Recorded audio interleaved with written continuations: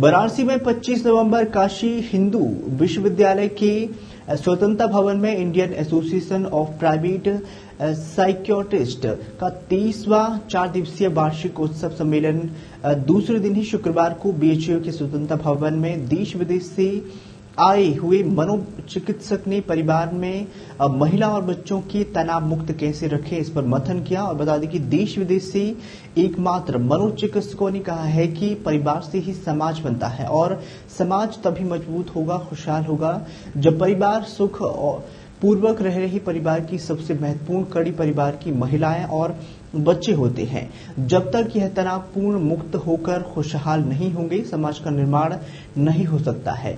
बता दें कि मनोचिकित्सक बोले हैं कि महिला एवं बच्चों को तनाव मुक्त जीवन यापन करने हेतु अनेक बातें लेकर लेक्चर दिया गया है और लेक्चर के माध्यम से ही मनोचिकित्सकों ने स्वास्थ्य और आध्यात्मिक से संबंधित कई विषयों पर प्रकाश डाला है। ब्रेन मॉड्यूलेशन और कई नए इलाजों की विषय पर राष्ट्रीय अंतर्राष्ट्रीय विशेषज्ञों ने अपनी राय रखी है और चिकित्सकों ने आनुवंशिकी और मानसिक समस्याओं पर भी विचार प्रकट किया है। बता दें कि शिशु मानसिक स्वास्थ्य मेडिकल कॉलेज डॉक्टर सत्यराज ने अपनी बात रखते हुए कहा है कि समाज और परिवार की सबसे महत्वपूर्ण घर की महिलाएं और बच्चे होते हैं।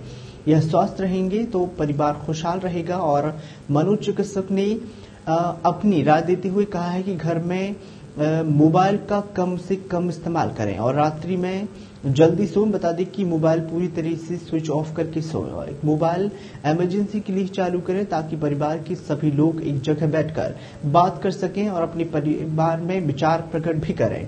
इससे मानसिक स्थिति मजबूत होती है और साथ ही एक दूसरे को समझने का भी मौका मिलेगा। बता दें कि दूसरे दिन सेमिनार को अमेरिका से आए हुए डॉक्टर सत्यराज, दिल्ली से आए डॉक्टर पुनीत रस्तोगी और प्रसिद्ध मनोचिकित्सक डॉक्टर अमित सेन, देहरादून से आए डॉक्टर रवि गुप्ता, मुंबई से आए दंपति डॉक्टर शैलेश और डॉक्टर मैथिली, मैसूर से डॉक्टर सत्यनारायण राव ने संबोधित करते हुए कहा कि मोबाइल का उपयोग कम से कम किया जाए। मेरा नाम डॉक्टर तनु सिंह है। मैं एक न्यूरोसाइकियाट्रिस्ट हूँ। वाराणसी शहर में ही प्रैक्टिस करती हूँ।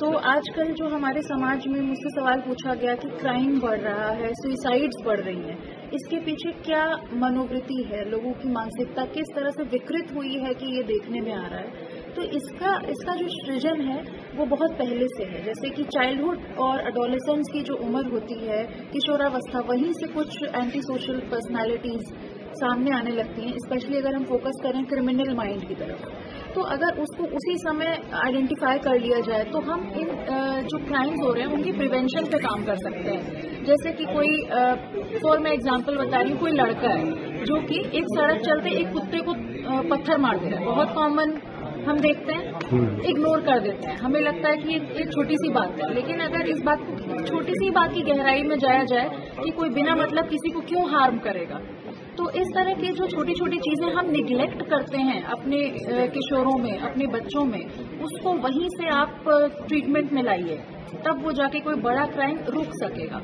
और रही बात सुसाइड की, सुसाइड तो 100% केस ऑफ डिप्रेशन है।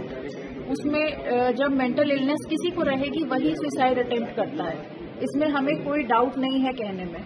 तो आपके सुसाइड करने वाला एक दिन में सुसाइड नहीं करता, वो उसके बहुत इंडिकेशंस देता है, बहुत से तरीकों से बताएगा, इनडायरेक्टली, डायरेक्टली, अपने आप को कमरे में बंद करके रखेगा, कम लोगों से बात करेगा, उसका व्यवहार बदलने लगेगा, सुसाइड के पहले से ही बदलने लगेगा। तो उस समय हमें पता चल जाएगा कि वो शायद सुसाइड अटेम्प्ट करने वाला है, पहले उसको मनोचिकित्सक को दिखाइए, बाद में दिखाने से कोई फायदा नहीं।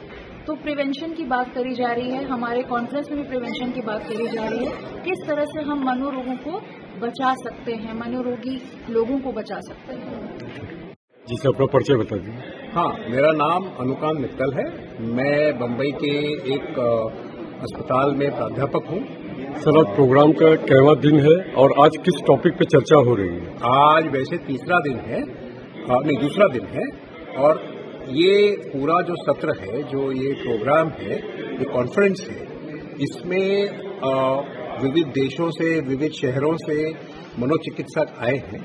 और उद्देश्य ये है कि जैसे श्रीलंका के साइकियाट्रिस्ट आए थे, मनोचिकित्सक आए थे, आज सुबह बोले, अभी हार्वर्ड यूनिवर्सिटी यूएस के प्रोफेसर आए हैं, तो हम सबका विचारों का मंथन होता है, एक आपस में संभाषण होता है कि हर जगह पे क्या नई चीज देखने को मिल रही है, किस तरह से वो पेशेंट के साथ अपना ट्रीटमेंट करते हैं, उनका इलाज किस तरह से करते हैं, उनका जो इलाज है वो कितना सफल होता है, असफल होता है, किस तरह से बदला जाए, किस तरह से उसमें नया एक कोई प्रयोग किया जाए, इस पे चर्चा होती है। और इस चर्चा सत्र का पूरा अर्थ ये निकालने की कोशिश करते हैं ताकि हम सब लोगों की जो प्रैक्टिस, हम लोग जो प्राइवेट पे प्रैक्टिस करते हैं, आगे चल के हम लोग किस तरह से अपने आप की प्रैक्टिस को बदलें, जिस तरह से हम पेशेंट का इलाज करते हैं उसमें क्या बदलाव लाना जरूरी है, ताकि जैसे कि